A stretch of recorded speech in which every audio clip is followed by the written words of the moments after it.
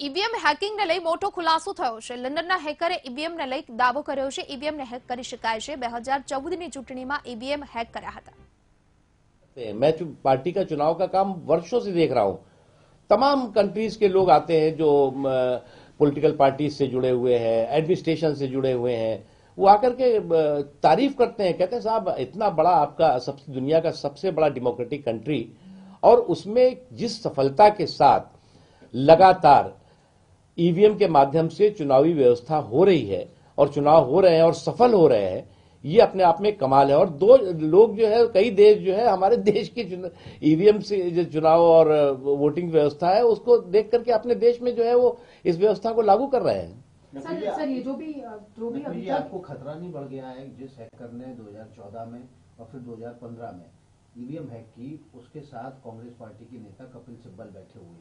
2019 का चुनाव अब कांग्रेस पार्टी ही जीतेगी। देखिए, एक बात तो आप समझ लीजिए, कांग्रेस के दिमाग को जिन लोगों ने, जिन भारत विरोधी ताकतों ने हैक किया है, उनको भी इस बात का अच्छी तरह से एहसास है कि एक परिश्रम, एक परफॉर्मेंस और एक प्रोग्रेस को समर्पित व्यक्ति देश का प्रधानमंत्री है, देश का नेता है।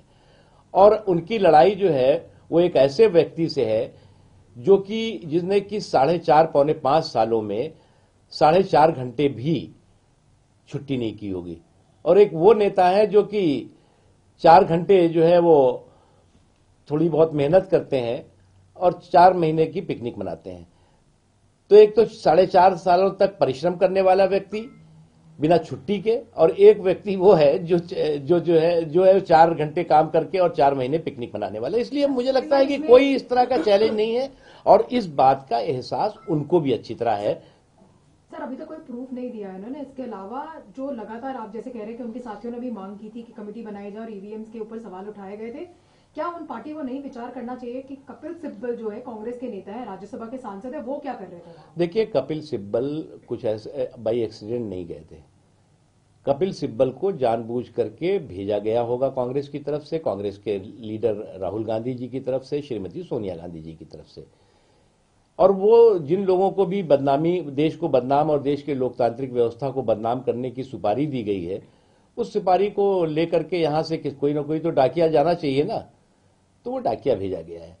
इसे कहते हैं विनाशकाले विपरीत बुद्धि। कांग्रेस पार्टी और कांग्रेस की लीडरशिप को इस बात का एहसास होना चाहिए कि देश के लोग सब कुछ बर्दाश्त कर सकते हैं, देश को बदनाम करने की षड्यंत्र और साजिशों को कभी स्वीकार नहीं करेंगे।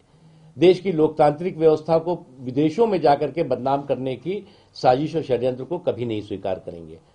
और आप अगर देश को दुनिया में जाकर के बदनाम करेंगे, देश के अर्थव्यवस्था को बदनाम करेंगे, देश के प्रोग्रेस को की जो गाड़ी चल रही है उसको आप बदनाम करने की कोशिश करेंगे, तो देश इसको स्वीकार नहीं करेगा। आप हमारे देश के अंदर जितने भी आप हमको कोसना है कोस लीजिए, लेकिन आपके पास न कोई प्रमाण होता है। आप देश की राष्ट्रीय सुरक्षा को लेकर के दुनिया में आप देश को बदनाम करते रहे अभी तक, उसमें आप पिट गए, जनता ने भी उसको अस्वीकार कर दिया। आपको भी मालूम है कि आप सब झूठ बोल रहे थे, गलत बोल रहे थे। अब आप चल दिए कि साहब ये देश की जो हमारी चुनावी व्यवस्था है वही गड़बड़ है, उसी में गड़बड़ झाला है। तो इनके दिमाग का हैक हो चुका है भारत विरोधी ताकतों।